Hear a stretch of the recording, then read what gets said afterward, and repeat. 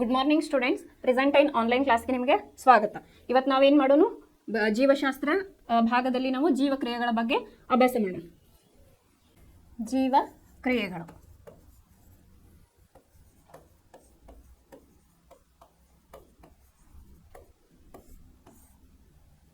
ಇಲ್ಲಿ ಒಂದು ಜೀವಿ ತನ್ನ ಉಳಿವಿಗಾಗಿ ಮಾಡ್ತಕ್ಕಂಥ ಕ್ರಿಯೆಗಳನ್ನು ನಾವು ಜೀವಕ್ರಿಯೆಗಳು ಅಂತ ಹೇಳಿ ಕರಿತೀವಿ. ಈಗ ನಮ್ಮ ಸುತ್ತಮುತ್ತಲಿನ ಪರಿಸರದಲ್ಲಿ ನಾವೇನು ಯಾವ ತರಹದ ಪ್ರಾಣಿಗಳನ್ನು ನೋಡ್ತೀವಿ? ಜೈವಿಕ ಮತ್ತು ಅಜೈವಿಕ ವಸ್ತುಗಳನ್ನು ನಾವು ನೋಡ್ತೀವಿ. ಜೈವಿಕ ಅಂತಂದ್ರೆ ಜೀವ ಇರ್ತಕ್ಕಂಥ ವಸ್ತುಗಳನ್ನು ನಾವು ಜೈವಿಕ ವಸ್ತುಗಳು ಅಂತ ಕರಿತೀವಿ. ಜೀವ ಇಲ್ಲದೆ ಇರೋಂಥ ವಸ್ತುಗಳನ್ನು ನಾವು ಅಜೈವಿಕ ಅಂತ ಹೇಳಿ ಕರಿತೀವಿ. ಇನ್ನು ಜೀವಕ್ರಿಯೆಗಳು, ಇಲ್ಲಿ ಜೀವಿಗಳಲ್ಲಿ ನಾವು ಎರಡು ತರಹದ ಜೀವಿಗಳನ್ನು ನಾವು ನೋಡ್ತೇವೆ. ಯಾವ್ಯಾವು? ಮೊದಲಿಗೆ ಏನು ಮಾಡೋದು, ಈ ಜೀವಕ್ರಿಯೆ ನಡಿಬೇಕಾದ್ರೆ ನಮಗೆ ಏನೇನು ಅಗತ್ಯ ಐತಿ, ಆಮೇಲೆ ನಾವು ಈ ಚಾಪ್ಟರಲ್ಲಿ ಏನು ಕಲಿತೀವಿ ಅದನ್ನ ಬರ್ಕೊಳ್ಳೋಣ. ಫಸ್ಟಿಗೆ ಒಂದು ಜೀವಕ್ರಿಯೆ ನಡಿಬೇಕಾದ್ರೆ ಫಸ್ಟು ಪೋಷಣೆ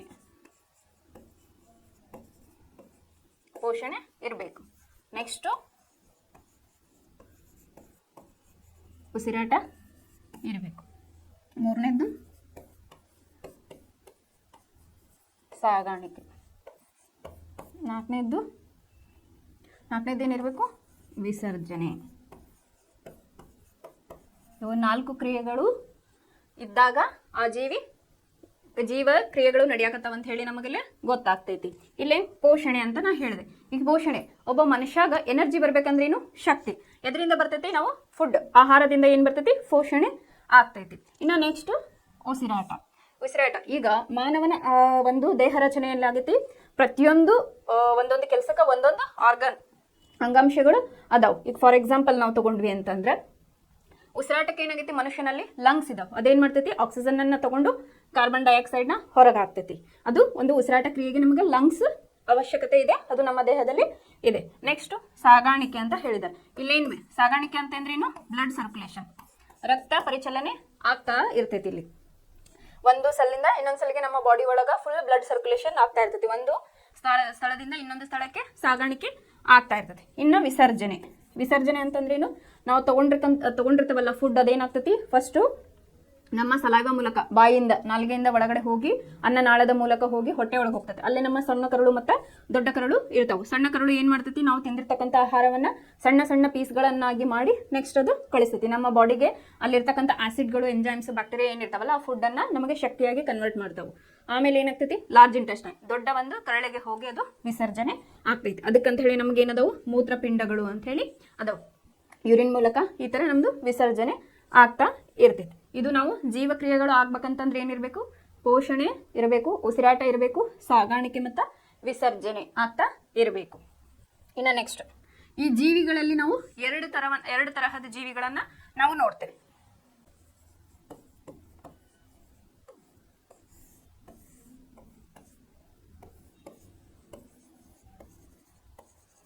ಜೀವಿಗಳಲ್ಲಿ ಎಷ್ಟು ವಿಧ? ಏಕಕೋಶೀಯ ಜೀವಿಗಳು ಮತ್ತು ಬಹುಕೋಶೀಯ ಜೀವಿಗಳು ಅಂತೇಳಿ.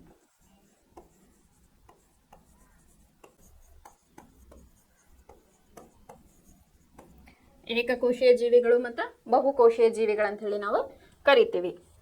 ಇಲ್ಲ, ಏಕಕೋಶೀಯ ಜೀವಿಗಳಿಗೆ ಉದಾಹರಣೆ ತಗೊಳ್ಳೋದಾದ್ರೆ ನಾವು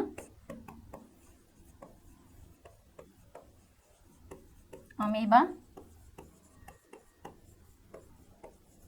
ಯುಗ್ಲಿನಾ ಮತ್ತು ಇನ್ನೊಂದು ಯಾವ್ದು ಹೇಳ್ಬೋದು? ಪ್ಯಾರಾಮೀಸಿಯಂ. ಇಲ್ಲಿ ಏಕಕೋಶೀಯ ಜೀವಿಗಳಿಗೆ ಉದಾಹರಣೆಗಳು ಯಾವ್ಯಾವು? ಅಮೀಬಾ, ಯುಗ್ಲಿನಾ ಮತ್ತು ಪ್ಯಾರಾಮೀಸಿಯಂ ಅಂತ ಹೇಳಿ ನಾವಿಲ್ಲಿ ತಗೋಬಹುದು. ಇನ್ನು ಬಹುಕೋಶೀಯ ಜೀವಿಗಳಿಗೆ ಪ್ರಾಣಿ ಮತ್ತು ಸಸ್ಯ.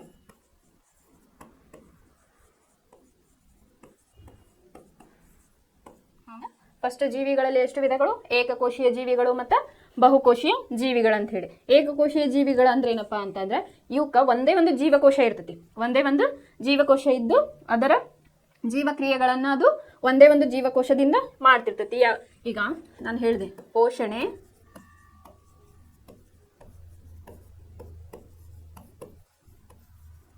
ಉಸಿರಾಟ, ಸಾಗಾಣಿಕೆ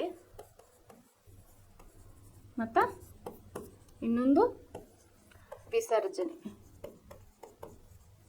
ಈಗ ನಮ್ಮ ದೇಹದಲ್ಲಿ ಸಾವಿರಾರು ಕೋಟಿಗಟ್ಟಲೆ ನಮ್ದು ಜೀವಕೋಶಗಳು ಅದಾವೆ. ಇಲ್ಲೇನೈತಿ ಒಂದೇ ಒಂದು ಜೀವಕೋಶವನ್ನ ಇವು ಹೊಂದಿರ್ತಾವೆ, ಏಕಕೋಶೀಯ ಜೀವಿಗಳು. ಈ ಒಂದು ಜೀವಕೋಶದಿಂದ ಅವೇನ್ ಮಾಡ್ತಿರ್ತಾವೆ, ಪೋಷಣೆಯನ್ನು ಮಾಡ್ಕೋತಿರ್ತಾವೆ, ಉಸಿರಾಟನು ಮಾಡ್ತಿರ್ತಾವು, ಸಾಗಾಣಿಕೆ ಮತ್ತು ವಿಸರ್ಜನೆಯನ್ನು ಕೂಡ ಅವು ಮಾಡ್ತಾ ಇರ್ತಾವು. ಇಲ್ಲಿ ಒಂದೇ ಒಂದು ಜೀವಕೋಶ ಅಂದ್ರೆ ಅದು ಕಣ್ಣಿಗೆ ಕಾಣದ ಬ್ಯಾಕ್ಟೀರಿಯಲ್ ಅಂತದ ಮೈಕ್ರೋಸ್ಕೋಪಿಕ್ ಅವು ಇದು ಮೈಕ್ರೋಸ್ಕೋಪಿಕ್ ಒಂದು ಜೀವಿಗಳು, ಅವು ಕಣ್ಣಿಗೆ ಕಾಣಿಸಲ್ಲ. ಒಂದೇ ಒಂದು ಜೀವಕೋಶ ಅಂತಂದ್ರೆ ಈ ಒಂದು ಕೂದಲಲ್ಲೇ ಎಷ್ಟೊಂದು ಜೀವಕೋಶಗಳು ಇರ್ತವೆ, ಅಂಥದ್ದು ಒಂದೇ ಜೀವಕೋಶದಿಂದ ಅದು ಆಗಿರ್ತದೆ. ಅದೇ ಒಂದು ಜೀವಕೋಶದಿಂದ ಅದೇನು ಮಾಡ್ತಿರ್ತೈತಿ, ಪೋಷಣೆ, ಉಸಿರಾಟ, ಸಾಗಾಣಿಕೆ ಮತ್ತು ವಿಸರ್ಜನೆ ತನ್ನ ಜೀವಕ್ರಿಯೆಗಳನ್ನು ಅದು ಒಂದೇ ಒಂದು ಜೀವಕೋಶದಿಂದ ಮಾಡ್ತಾ ಇರ್ತೈತಿ. ಇನ್ನು ಬಹುಕೋಶೀಯ ಜೀವಿಗಳು ಅಂತ ಹೇಳಿದೆ. ಬಹುಕೋಶೀಯ ಜೀವಿಗಳು ಅಂತಂದ್ರೆ ಇವು ತಮ್ಮ ಉಳಿವಿಗಾಗಿ ತಮ್ಮ ಜೀವನ ಕ್ರಿಯೆಗಳಿಗೆ ಅದರದ್ದೇ ಆದಂಥ ಒಂದು ಅಂಗಾಂಶಗಳನ್ನು ಹೊಂದಿರ್ತೈತಿ. ಇಲ್ಲಿ ನಾ ಹೇಳಿದೆ, ಇಲ್ಲಿ ಅಂಗಗಳು ಸೇರಿ ಅಂಗಾಂಶಗಳಕ್ಕ, ಅಂಗಾಂಶಗಳಿಂದ ಜೀವಕೋಶಗಳಿಂದ ಒಂದು ಘಟಕ ಆಗ್ತೈತಿ. ಈಗ ಒಬ್ಬ ಮನುಷ್ಯನನ್ನ ತಗೊಂಡ್ರೆ ನಾವು ಈಗ ನೋಡೋದಕ್ಕೆ ಕಣ್ಣದವು, ಹೌದಾ, ಉಸಿರಾಡೋದಕ್ಕೆ ಮೂಗು, ಅದು ಎಲ್ಲಿಂದ ಲಂಗ್ಸ್ ಇಂದ. ಉಸಿರಾಡೋದಕ್ಕೆ ಏನೈತಿ, ಮನುಷ್ಯನಿಗೆ ಲಂಗ್ಸ್ಗಳ ಅವಶ್ಯಕತೆ ಐತಿ. ಬಟ್ ಅದು ಏಕಕೋಶೀಯ ಜೀವಿಗಳಲ್ಲಿ ಒಂದೇ ಜೀವಕೋಶದಿಂದ ಅದೆಲ್ಲ ಆಗ್ತಿರ್ತೈತಿ. ಅದೇ ನಾವು ಬಹುಕೋಶೀಯ ಜೀವಿಗಳಲ್ಲಿ ತೆಗೆದುಕೊಂಡಾಗ ಏನಾಗ್ತೈತಿ ಅಂತಂದ್ರೆ ಪ್ರತಿಯೊಂದು ಒಂದು ಪೋಷಣೆ, ಉಸಿರಾಟ, ಸಾಗಾಣಿಕೆ ಮತ್ತು ವಿಸರ್ಜನೆಗೆ ಅದರದೇ ಆದಂಥ ಒಂದೊಂದು ಅಂಗಾಂಗಗಳು ಅದಾವು. ಈಗ ನೆಕ್ಸ್ಟ್ ಪೋಷಣೆ ಬಗ್ಗೆ ನಾವು ತಿಳ್ಕೊಳ್ಳೋಣ.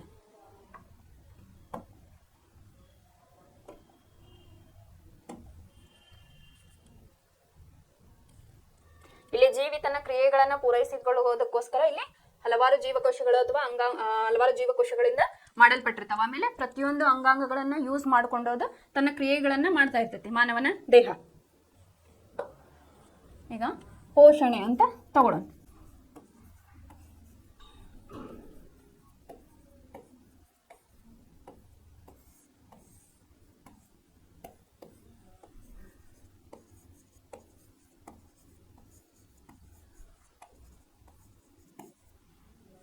ಪೋಷಣೆಯಲ್ಲಿ ಎರಡು ವಿಧಗಳು, ಸ್ವಪೋಷಣೆ ಮತ್ತು ಪರಪೋಷಣೆ.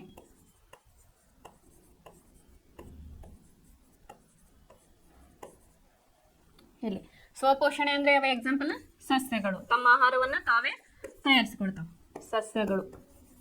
ಇಲ್ಲೇ ಪ್ರಾಣಿಗಳು.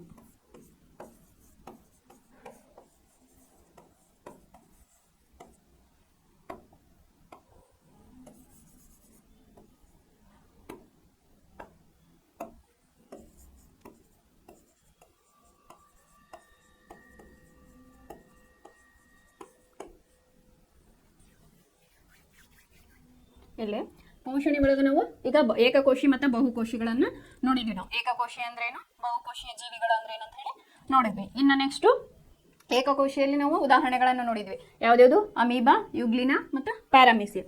ಬಹುಕೋಶೀಯ ಜೀವಿಗಳಲ್ಲಿ ಯಾವ್ಯಾವು, ಸಸ್ಯ ಮತ್ತು ಪ್ರಾಣಿಗಳು ಬರ್ತಾವೆ. ಈಗ ಸಸ್ಯಗಳಲ್ಲಿ ಪೋಷಣೆ ಹೆಂಗಾಗ್ತೈತಿ ಅಂದ್ರೆ ಅವು ತಮ್ಮ ಆಹಾರಗಳನ್ನು ತಾವೇ ಪಡೆದುಕೊಳ್ತಾವೆ. ನಾವು ಹೋಗಿ ಅವ್ರಿಗೆ ಯಾರಿಗೂ ಕೊಡೋದಿಲ್ಲ. ಸಸ್ಯಗಳು ಏನು ಮಾಡ್ತಾವೆ, ಅವುಗಳ ಆಹಾರವನ್ನು ಅವೇ ಪ್ರಿಪೇರ್ ಮಾಡ್ಕೋತಾವಲ್ಲ, ಅದಕ್ಕೆ ಸ್ವಪೋಷಣೆ ಅಂತ ಹೇಳಿ ಕರಿತಾವೆ. ಈ ಪರಪೋಷಣೆ ಅಂತ ಏನ್ ಕರಿತೇವಲ್ಲ ನಾವು, ಇದರಲ್ಲಿ ಪ್ರಾಣಿಗಳು ಅಥವಾ ನಾವು ಜೀವಿಗಳೆಲ್ಲ ಬರ್ತೇವೆ. ಇದ್ರೊಳಗೆ ಮತ್ತು ನಾವು 5 ಟೈಪ್ಸ್ ಅನ್ನ ನೋಡ್ತೇವೆ. ಫಸ್ಟ್ ಒನ್ ಸಸ್ಯ ಹಾರಿ, ಸೆಕೆಂಡ್ ಒನ್ ಮಾಂಸ ಹಾರಿ, 3 ಮಿಶ್ರಹಾರಿ, 4 ಕೊಳತನಿಗಳು,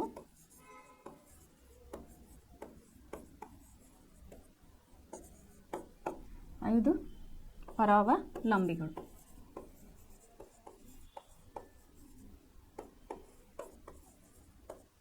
ಇಲ್ಲಿ ಪೋಷಣೆಯಲ್ಲಿ 2 ವಿಧ, ಸ್ವಪೋಷಣೆ ಮತ್ತು ಪರಪೋಷಣೆ ಅಂತ ಹೇಳಿ. ಇಲ್ಲಿ ಸ್ವಪೋಷಣೆ ಅಂದ್ರೆ ಸಸ್ಯಗಳು ಏನ್ ಮಾಡ್ತಾವೋ, ದ್ವಿತೀಯ ಸಂಶ್ಲೇಷಣೆ ಕ್ರಿಯೆಯ ಮೂಲಕ ಏನೋ ತಮ್ಮ ಆಹಾರವನ್ನು ನಮಗೆ ಕೊಡ್ತಾವೆ.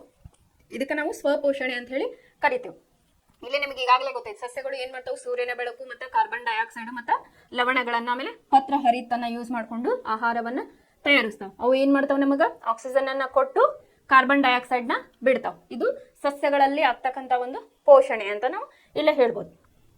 ಈಗ ಪ್ರಾಣಿಗಳೇ ಪರಪೋಷಣೆ ಅಂತ ಹೇಳಿದ್ವಿ ನಾವು. ಅದರಲ್ಲಿ ಯಾವ್ಯಾವ ಬರ್ತಾವೆ, ಪ್ರಾಣಿಗಳು ಬರ್ತಾವೆ. ಪ್ರಾಣಿಗಳಲ್ಲಿ ಅದ್ರೊಳಗೆ ಮತ್ತೆ 5 ಟೈಪ್ ಅನ್ನ ನಾವು ನೋಡ್ಬೋದು. ಸಸ್ಯಹಾರಿ, ಮಾಂಸಾಹಾರಿ, ಮಿಶ್ರಹಾರಿ, ಕೊಳತನಿಗಳು ಮತ್ತು ಪರಾವಲಂಬಿಗಳು ಅಂತ ಹೇಳ್ತೀವಿ. ಸಸ್ಯಹಾರಿ ಅಂದ್ರೆ ನಿಮಗೆ ಗೊತ್ತೈತೆ, ಸಸ್ಯಹಾರಿ, ಮಾಂಸಾಹಾರಿ, ಮಿಶ್ರಹಾರಿ, ಕೊಳತನಿಗಳು. ಮಿಶ್ರಹಾರಿ ಅಂತಂದ್ರೆ ಸಸ್ಯ ಮತ್ತು ಮಾಂಸವನ್ನ ತಿಂತಕ್ಕಂಥ ಜೀವಿಗಳು. ಸಸ್ಯಹಾರಿಗಳು ಅಂದ್ರೆ ಬರೀ ಸಸ್ಯವನ್ನ ತಿಂತಕ್ಕಂಥ ಜೀವಿಗಳು. ಮಾಂಸಾಹಾರಿ ಅಂದ್ರೆ ಮಾಂಸವನ್ನ, ಮಿಶ್ರಹಾರಿ ಅಂತಂದ್ರೆ ಸಸ್ಯ ಮತ್ತು ಮಾಂಸವನ್ನ ಎರಡು ತಿಂತಕ್ಕಂಥ ಇದಕ್ಕೆ ನಾವೇನಂತೇವೆ ಪ್ರಾಣಿಗಳಿಗೆ ಮಿಶ್ರಹಾರಿ ಅಂತ ಹೇಳಿ ಹೇಳ್ತೇವೆ.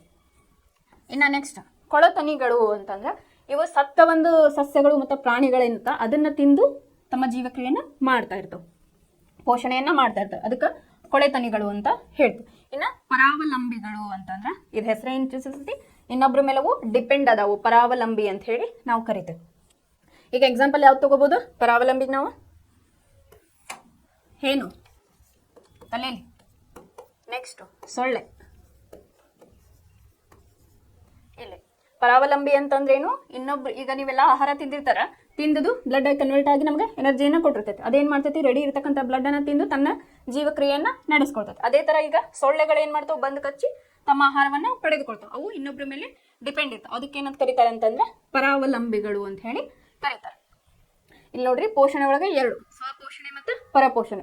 ಸ್ವಪೋಷಣೆಯಲ್ಲಿ ಸಸ್ಯಗಳು, ಪರಪೋಷಣೆಯಲ್ಲಿ ಪ್ರಾಣಿಗಳು. ಪ್ರಾಣಿಗಳಲ್ಲಿ ಎಷ್ಟು ವಿಧ? 5 ವಿಧಗಳು: ಸಸ್ಯಾಹಾರಿ, ಮಾಂಸಾಹಾರಿ, ಮಿಶ್ರಹಾರಿ, ಕೊಳೆತನಿಗಳು ಮತ್ತು ಪರಾವಲಂಬಿಗಳು ಅಂತ ಹೇಳಿ ನಾವು ಕರಿತೇವೆ. ಇದು ಕೊಳೆತನಿಗಳು ಅಂದ್ರೆ ಸತ್ತ ಸಸ್ಯ ಮತ್ತು ಪ್ರಾಣಿಗಳನ್ನ ತಿಂದು ಅವು ತಮ್ಮ ಜೀವಕ್ರಿಯೆ, ತಮ್ಮ ಪೋಷಣೆಯನ್ನ ತಾವು ಮಾಡ್ಕೋತಿರ್ತಾವೆ. ಪರಾವಲಂಬಿ ಅಂತಂದ್ರೇನು, ಇನ್ನೊಬ್ರ ಮೇಲವು ಅವಲಂಬಿತವಾಗಿರ್ತಾವೆ ತಮ್ಮ ಫುಡ್ಗೆ. ಅದಕ್ಕೆ ಎಕ್ಸಾಂಪಲ್ ಹೇನು ಮತ್ತು ಸೊಳ್ಳೆ ಅಂತ ಹೇಳಿ ನಾವಿಲ್ಲಿ ತಗೋಬಹುದು. ಇನ್ನು ಸ್ವಪೋಷಣೆ, ಈಗ ಸಸ್ಯಗಳು ಯಾವ ರೀತಿಯಾಗಿ ತಮ್ಮ ಆಹಾರವನ್ನ ಅಥವಾ ಅವು ತಮ್ಮ ಪೋಷಣೆಯನ್ನು ತಾವೇ ಮಾಡ್ಕೋತಾವೆ. ಯಾವ ರೀತಿ ಮಾಡ್ಕೋತಾವೆ? ದ್ಯುತಿ ಸಂಶ್ಲೇಷಣೆ ಕ್ರಿಯೆ ಮೂಲಕ ಮಾಡ್ಕೋತಾವೆ.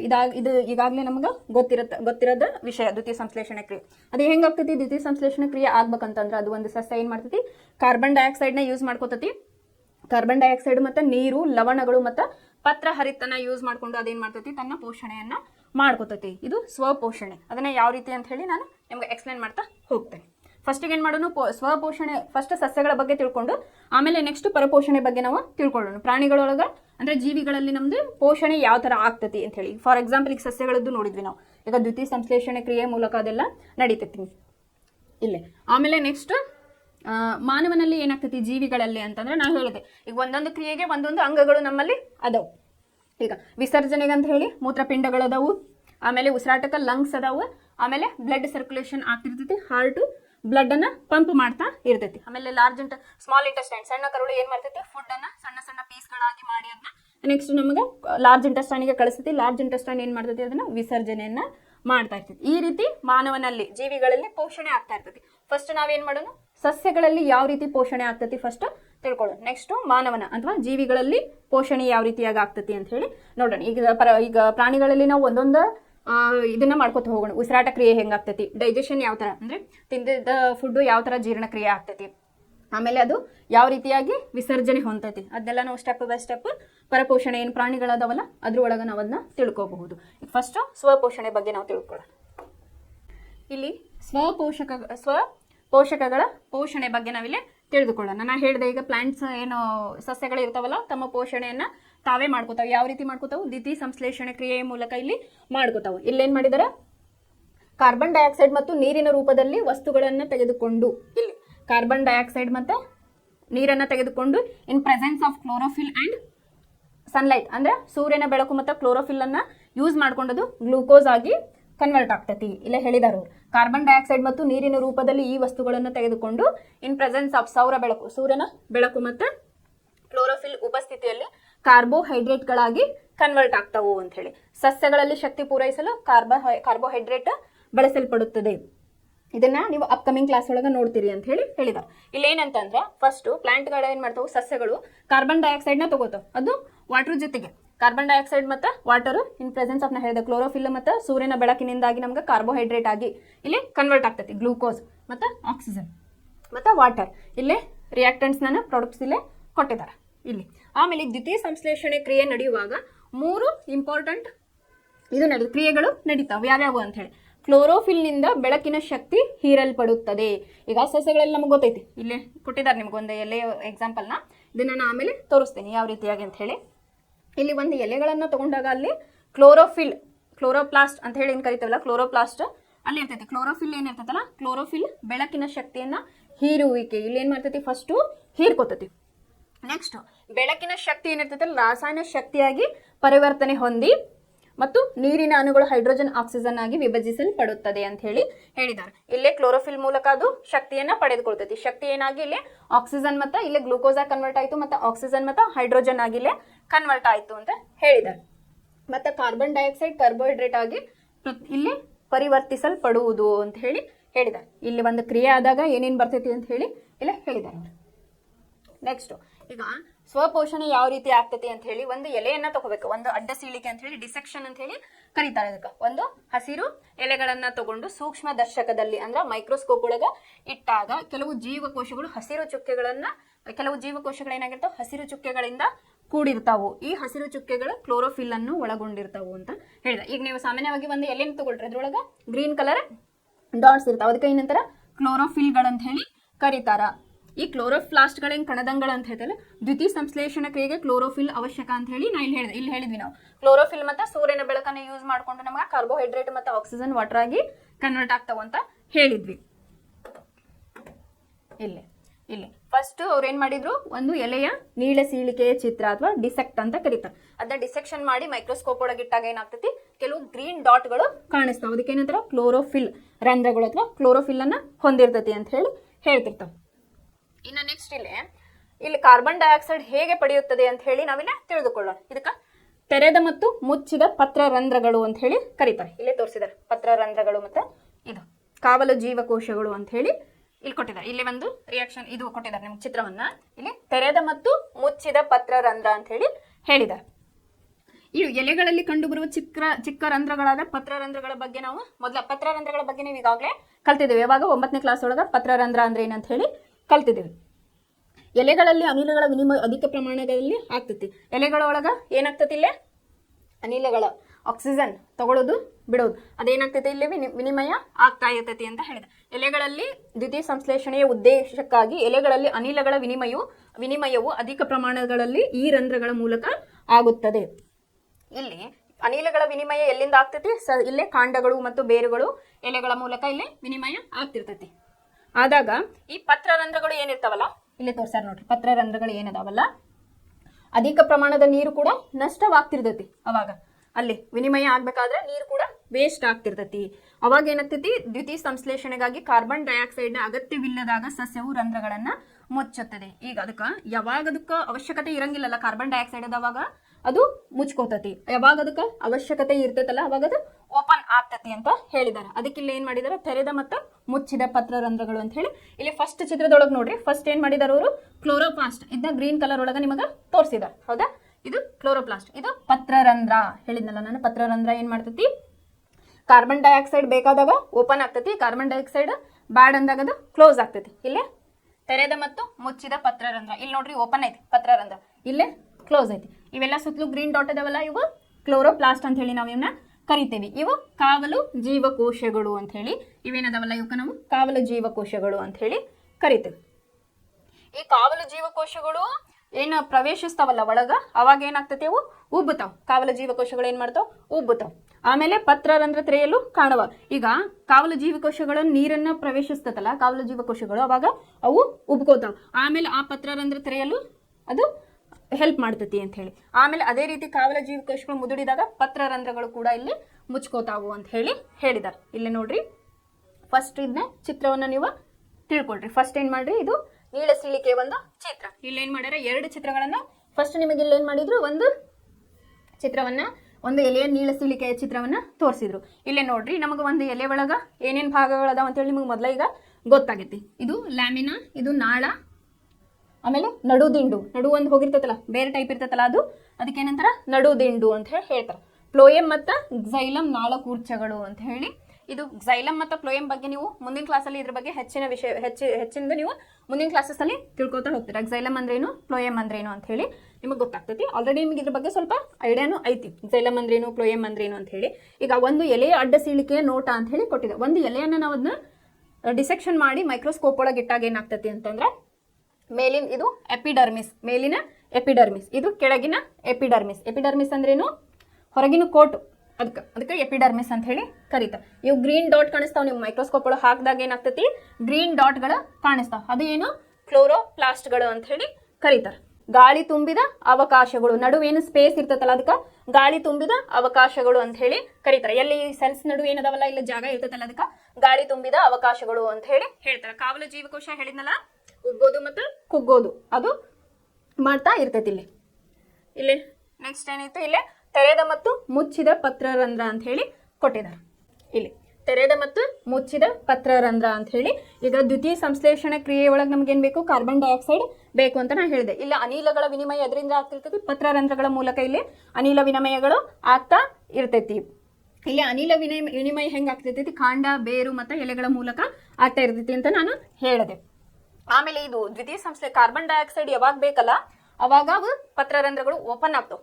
ಯಾವಾಗ ಬೇಡಲ್ಲ ಅದು ಕ್ಲೋಸ್ ಆಗ್ತಿರ್ತಾವ ಪತ್ರರಂಧ್ರಗಳು. ಸ್ಟೊಮ್ಯಾಟೋ ಅಂತ ಏನು ನಾವು ಕರಿತೀವಲ್ಲ ಅದು ಪತ್ರರಂಧ್ರಗಳು ತಮಗೆ ಯಾವಾಗ ಕಾರ್ಬನ್ ಡೈಆಕ್ಸೈಡ್ ಬೇಕು ಅವಾಗ ಓಪನ್ ಆಗ್ತಾವ, ಯಾವಾಗ ಬೇಡ ಅವಾಗ ಕ್ಲೋಸ್ ಆಗ್ತಾವು. ಈ ಪತ್ರರಂಧ್ರಗಳು ಏನದವಲ್ಲ ಇಲ್ಲೇ ಪತ್ರರಂಧ್ರ ತೆರೆಯುವಿಕೆ ಮತ್ತು ಮುಚ್ಚುವಿಕೆಗಳು ಕಾವಲು ಜೀವಕೋಶಗಳ, ಇವು ಪತ್ರರಂಧ್ರಗಳು ಸ್ಟೊಮ್ಯಾಟೋ ಏನಂತೇವಲ್ಲ ಇದನ್ನ ಕಾವಲು ಜೀವಕೋಶಗಳು ಅಂತ ನಾವೇನು ಕರಿತೀವಲ್ಲ ಇಲ್ಲೇ ಕಾವಲು ಜೀವಕೋಶಗಳು, ಅದರದ್ದು ಕಾರ್ಯ, ಅದರದ್ದು ಕೆಲಸ ಯಾವುದು, ಕಾವಲು ಜೀವಕೋಶಗಳು.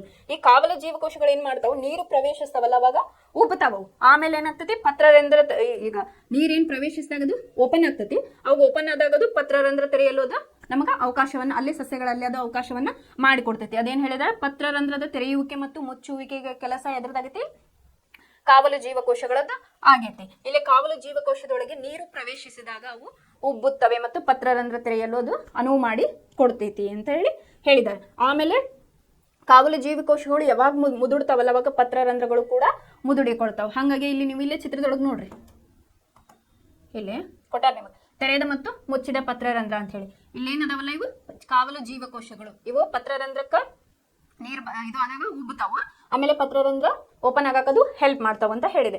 ಇದು ನಡುವೇನೈತಲ್ಲ ಇದು ಪತ್ರರಂಧ್ರ ಅಂತ ಹೇಳಿ ನಾವು ಕರಿತೇವೆ. ಆಮೇಲೆ ಇದು ಗ್ರೀನ್ ಕಲರ್ ಡಾಟ್ ಡಾಟ್ ಏನದಾವಲ್ಲ ಅವು ಕ್ಲೋರೋಪ್ಲಾಸ್ಟ್ಗಳು ಅಂತ ಹೇಳಿ ನಾವು ಕರಿತೇವೆ. ಈ ಕ್ಲೋರೋಪ್ಲಾಸ್ಟ್ ಕೂಡ ನಮ್ದು ವಿದ್ಯುತ್ ಇದೇನು ಹೇಳಿದ್ನಲ್ಲ ದ್ವಿತೀಯ ವಿಶ್ಲೇಷಣೆ ಕ್ರಿಯೆಗೆ ಒಂದು ಮುಖ್ಯವಾದ ಒಂದು ಅಂಶ ಇಲ್ಲಿ ಅಂತ ಹೇಳಿ ಇಲ್ಲೇ ಗೊತ್ತಾಗ್ತದೆ.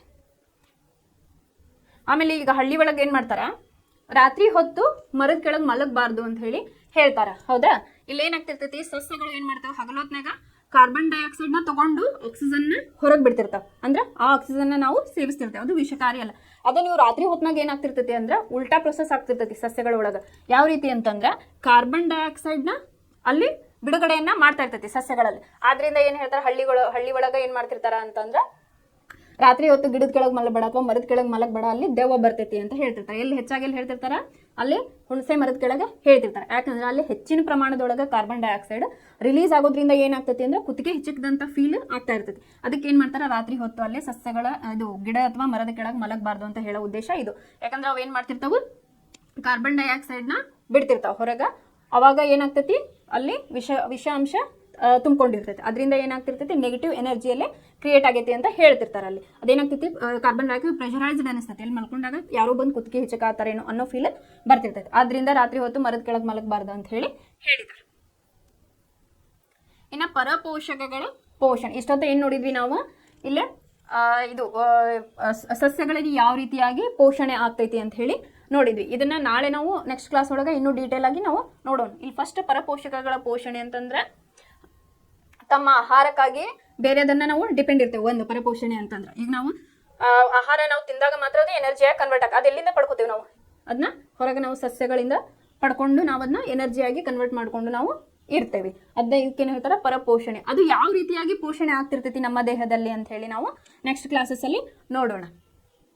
ಇಲ್ಲಿ ಫಸ್ಟ್ ಏನ್ ಮಾಡಿದ್ರೆ ಏಕಕೋಶೀಯ ಜೀವಿಗಳಲ್ಲಿ ಯಾವ ರೀತಿ ಆಗ್ತಿರ್ತೈತಿ ಅಂತ ಹೇಳಿ ಫಸ್ಟ್ ನೋಡೋಣ ನಾಳೆ ಕ್ಲಾಸ್ ಒಳಗೆ.